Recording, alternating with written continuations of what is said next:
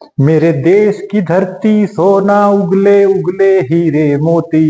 मेरे देश की धरती। ये हमें पता है, हमारी कंट्री इंडिया वेल नोन है फॉर इट्स एग्रीकल्चर। अब ये एग्रीकल्चर क्या होता है, इसके अंदर हम क्या स्टडी करते हैं। जो भी बच्चे डायरेक्टली या इनडायरेक्टली इंटरेक्ट हैं किसके साथ, ऐसी फैमिली के साथ जो डिपेंड करते हैं ऑन दी एग्रीकल्चर, तो उनको तो इन चीजों के बारे में पता है, वेल नोन है। लेकिन नहीं पता, लेकिन अगर बात करें हम उसको रिप्रेजेंट करने की कि क्वेश्चन फॉर्म में किस तरह से रिप्रेजेंट करते हैं, उन चीजों को हम आज सिखाने वाले हैं। तो इसलिए हम लेकर आए हैं फूड रिसोर्सेज #1 9th क्लास के लिए चैप्टर, जिसके अंदर हम पढ़ने वाले हैं agriculture, crops, different types of crops, different nutrients जो नेसेसरी होते हैं उन पर्टिकुलर क्रॉप्स के लिए। तो देखिए, let's go with the video. सबसे पहली बात आती है एग्रीकल्चर। जब भी हम किसी भी प्लांट को या किसी भी एनिमल को ग्रो करवाते हैं, एनिमल्स इन दी सेंस, क्योंकि हम एनिमल्स क्यों चाहिए, to fill the requirements of the curd, butter, milk, butter, ghee, cheese etcetera. ऐसे ही हमें प्लांट्स को ग्रो करवाना पड़ता है ताकि हमें क्या मिल सके, फूड मिल सके।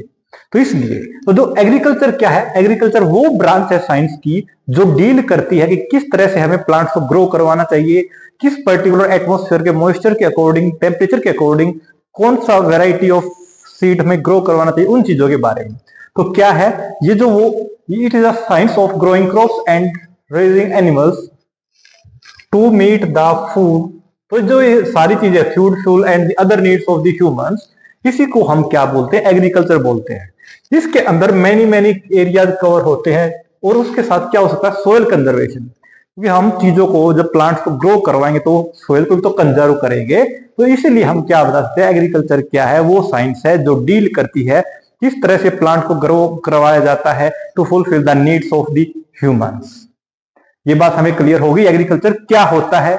उसके बाद देखिए, हर कोई इंसान सबसे पहले अपनी नीड्स को कंप्लीट करना चाहता है, और इसी के अकॉर्डिंग हमें ये चीज बतानी भी जरूरी पड़ जाती है, इंपॉर्टेंट हो जाती है।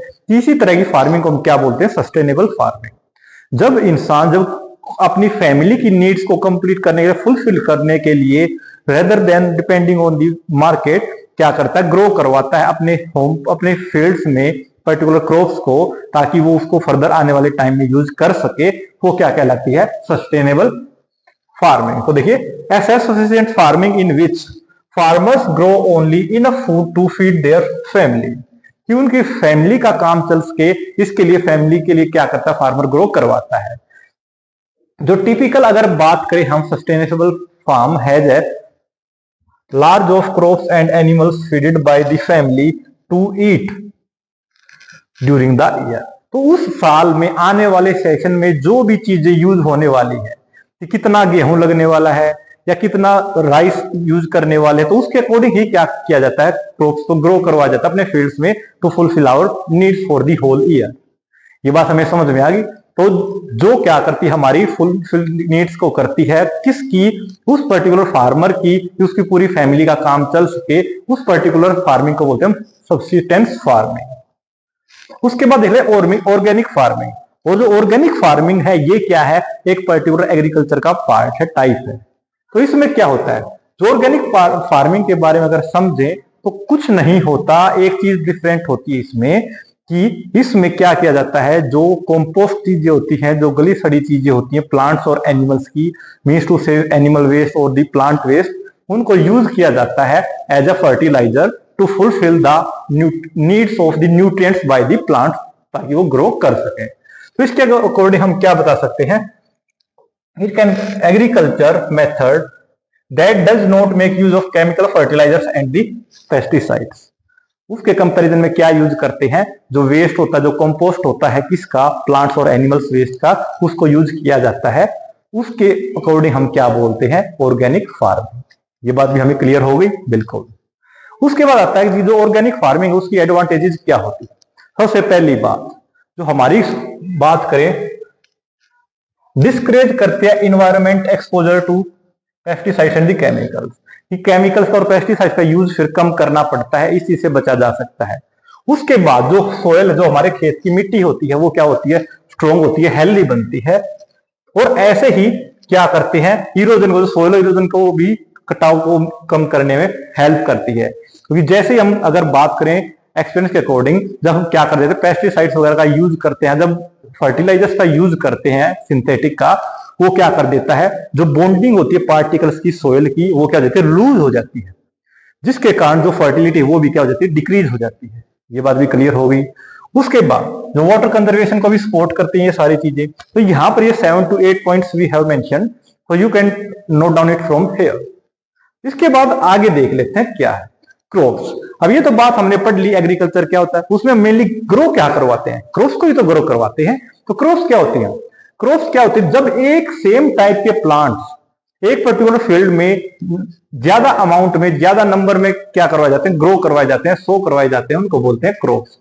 तो plants of the same kind grown on a large scale for food, clothing etcetera are called the crops. ये बात भी हमें क्लियर होगी कि क्रॉप्स क्या। वैसे तो क्या कहते हैं, जो प्लांट्स हैं, इधर उधर हमने प्लांट्स को करवा दिया, लेकिन वो क्रॉप्स थोड़ी बोली जाएंगे, नहीं बोली जाएंगे। लेकिन अगर बात करें, हमने एक पर्टिकुलर फील्ड में पर्टिकुलर हेक्टेयर में क्या किया, कुछ सीड्स को प्लांट करवा दिया इन प्रॉपर पैटर्न, उसको हम क्या बोलेंगे, क्रॉप बोलेंगे। जो सेम काइंड के प्लांट्स हैं, सीड्स हैं, वो ग्रो करवाए गए लार्ज अमाउंट में इन दी सेम एरिया। उसके बाद हमें पता है हमारा जो इंडिया है उसके अंदर डिफरेंट सीजन्स आते रहते हैं टर्न बाय टर्न, और इसी के कारण हमारा इंडिया सबसे क्या है, बेस्ट है all over the world in case of the seasons. तो सीजन्स के अकॉर्डिंग ही क्या होती है, सीजन के अकॉर्डिंग ही क्रॉप्स की भी क्लासिफिकेशन होती है। मेनली तो अगर बात करें सूटेबल, दो ही तरह के सीजन होते हैं, rainy season and the winter season. उसके अलावा एक थर्ड सीजन भी होता है जो एक्सट्रीम समर है, जो एट गोइंग है एट द मोमेंट, उसको हम बोलते हैं समर सीजन। तो इसके अकॉर्डिंग भी होता है। मेनली अगर बात करें जो रबी सीजन है, रबी सीजन किसके लिए होता है, ये होता है विंटर सीजन के लिए। रबी सीजन किसके लिए, विंटर सीजन के लिए होता है रबी क्रॉप्स। और रेनी सीजन के लिए हम क्या बोलते हैं, खरीफ। जो क्रॉप्स हम रेनी सीजन में ग्रो करवाते हैं उनको बोलते हैं हम खरीफ क्रॉप्स।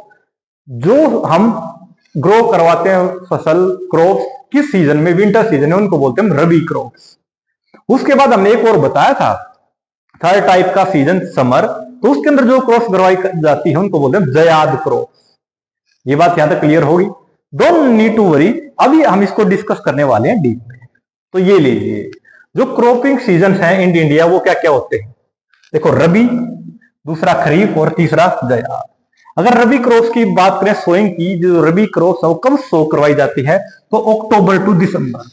अक्टूबर टू दिसंबर मतलब ये वो पॉइंट है जब winters are going to be started. और अगर बात करें किसका, इसकी हार्वेस्टिंग कब होती है, तो ये होती है अप्रैल टू जून।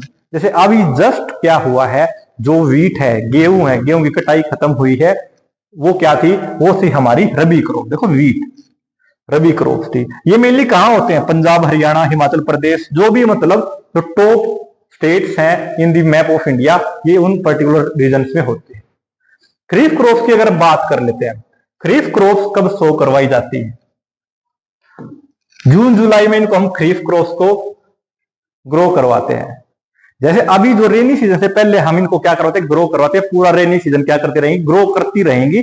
और जैसे रेनी सीजन के एंड में पहुंचेंगे तो उसके बाद इसकी हार्वेस्टिंग का टाइम पीरियड आ जाएगा। देखिए जून टू जुलाई, और हार्वेस्ट किसमें, सितंबर टू अक्टूबर के बीच में। और क्या होती है, जैसे धान होता है, राइस जिसको बोलते हैं, राइस में ज्वार, और ये इस तरह की चीजें क्या होती है, खरीफ क्रॉप के अंदर आती है। ये कहां कहां होती है, ये देखिए असम, वेस्ट बंगाल, मतलब जहां पर क्या होता है, सफिशिएंट अवेलेबिलिटी होती है किसकी, वाटर की, और जहां पर अच्छी रेनफॉल होती है उन पर्टिकुलर एरियाज में होती है। लेकिन ऐसा नहीं कि हरियाणा और पंजाब में खरीफ क्रॉप्स नहीं लगती है, अच्छी खासी अमाउंट में लगती है। उसके बाद आ जाती है जयाद क्रॉप्स। जयाद क्रॉप्स किस सीजन में, मार्च टू जुलाई। और इनको हार्वेस्ट कब किया जाता है, हार्वेस्ट इनका टाइम पीरियड ही थोड़ा होता है, 1.5-2 महीने का सीजन होता है इनका।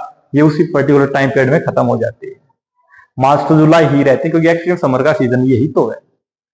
इसके अंदर मेनली क्या आता है हमारे पास, जो फ्रूट्स वगैरह है, जैसे कि अगर बात करें तरबूज, खरबूजा, घिया, तो इस तरह की जो बेल होती है, ठीक है, इस तरह के जो क्रीपर प्लांट्स होते हैं, क्लाइंबर प्लांट्स होते हैं, वो किसके अंदर आते हैं, जयाद क्रॉप्स के अंदर आते हैं। ये भी बात हमें होगी, क्लासिफिकेशन क्लियर होगी। उसके बाद देख लेते हैं, हर किसी को, लिविंग ऑर्गेनिज्म को क्या चाहिए, न्यूट्रिएंट्स चाहिए ग्रो करने के लिए, डेवलप करने के लिए। ऐसे अगर बात करें प्लांट्स के अंदर या क्रॉप्स के अंदर कौन कौन से मोस्ट इंपॉर्टेंट न्यूट्रिएंट्स होते हैं। तो देखिए ये तो यहां पर मेंशन कर दिए गए हैं, कार्बन, हाइड्रोजन, ऑक्सीजन, नाइट्रोजन। यहां ये हमें पता लग रहा है ये मोस्टली कहां से मिलते हैं, ये एयर के कंपोनेंट हो, तो हमें ये एयर से मिलते हैं, हमें क्रॉप्स को एयर से मिलते हैं। उसके अलावा अगर बचिए components phosphorus, potassium, calcium, magnesium, sulphur, sulphur यहां पर जो स्पेलिंग है थोड़ी सी गलत है,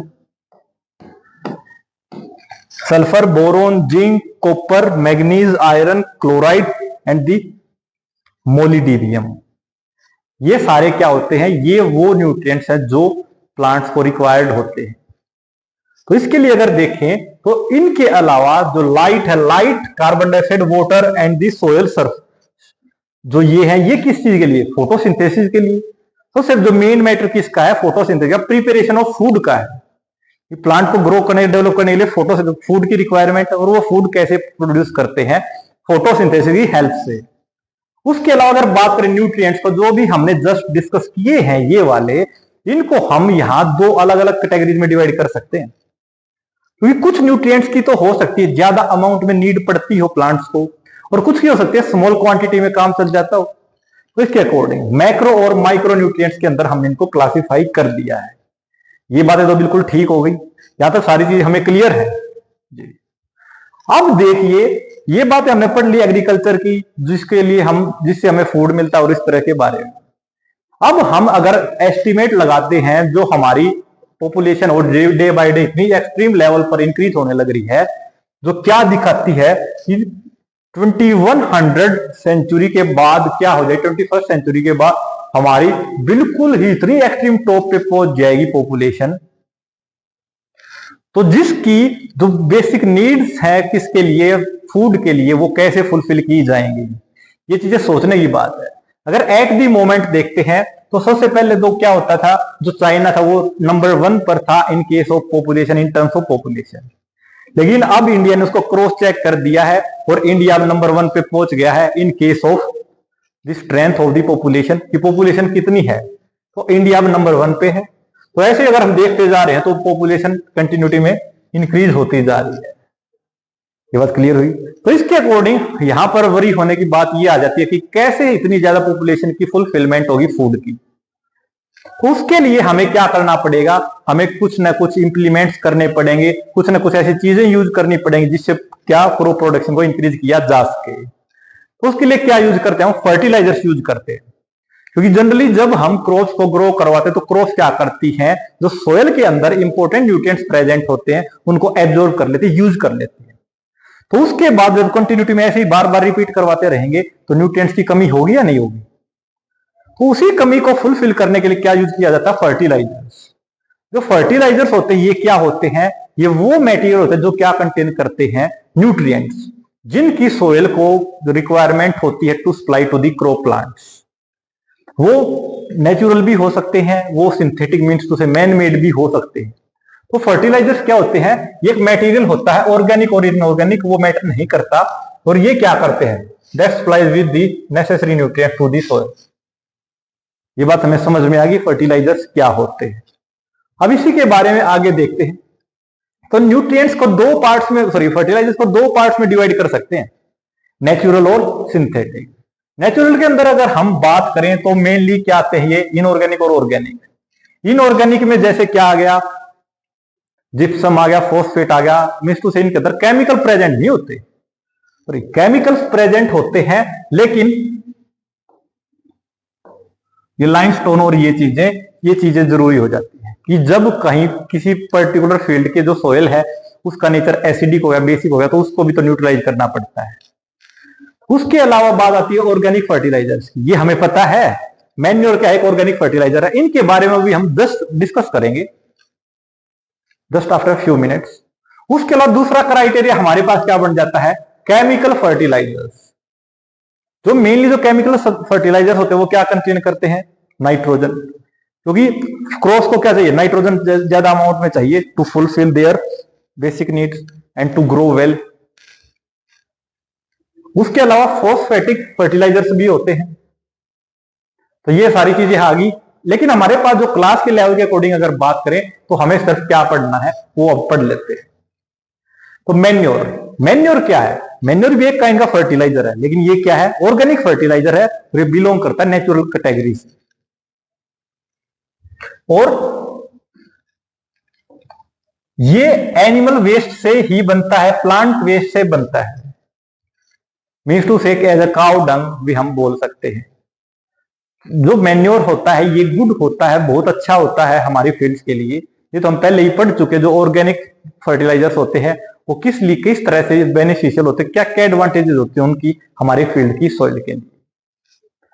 उसके बाद अगर बात करें, जो अभी हमने पढ़ा मैन्योर सारी की सारी न्यूट्रिएंट्स की फुलफिलमेंट नहीं कर सकता, लेकिन फिर भी हमें अगर अच्छी क्रॉप प्रोडक्शन चाहिए तो उसके लिए हमें न्यूट्रिएंट्स की कमी तो पूरी करनी पड़ेगी ही। तो जब नेचुरल चीज से काम ना चले तो किस चीज का यूज करना पड़ता है, synthetic means to say man made fertilisers का यूज करना पड़ता है, जैसे कि होगा यूरिया। ये बात हमें क्लियर होगी। जो यूरिया वो क्या करता है, फर्टिलिटी को, वो जो बेसिक जो न्यूट्रिएंट्स होते हैं उनकी फुलफिलमेंट को कंप्लीट कर देता है, जिससे हमारी क्रॉप प्रोडक्शन क्या हो जाती है, गुड हो जाती है। तो ऐसे अगर बात करें नेचुरल फर्टिलाइजर्स और केमिकल फर्टिलाइजर्स के बीच में क्या डिफरेंस होता है। जो नेचुरल फर्टिलाइजर होते हैं वो बिल्कुल फ्री में या बिल्कुल वेरी लिटिल अमाउंट को ही पे करके हमें मिल जाते हैं, क्योंकि काऊ डंग की एक फुल ट्रॉली लगभग 2000-3000 में आ जाती है। लेकिन अगर बात करें केमिकल फर्टिलाइजर्स की तो 1100-1200 रुपए का सिर्फ एक बैग आता है, ठीक है, तो ये एक्सपेंसिव होता है। उसके बाद अगर बात करें, इसमें नेचुरल फर्टिलाइजर में बहुत ज्यादा काम करना पड़ता, बहुत ज्यादा मेहनत होती, लेकिन इसमें क्या है, ये इजी टू यूज है। It usually has a bad smell, गंदी स्मेल आती है काऊ डंग से।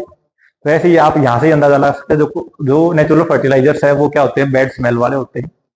लेकिन अगर बात करें इनकी कोई स्मेल ही नहीं होती, तो यहां से आप ये डिफरेंसेस मेंशन कर सकते हैं कि नेचुरल फर्टिलाइजर और केमिकल फर्टिलाइजर्स के बीच में डिफरेंसेस क्या होते हैं। तो देखो, ज्यादा वीडियो को आज लंबी ना करते हुए आज यहीं पर वाइंड अप करेंगे। उम्मीद है आपको ये फॉर रिसोर्सेज #1 में कुछ ना कुछ चीजें सीखने को मिली होंगी और आपके लिए यूजफुल भी रहेंगी।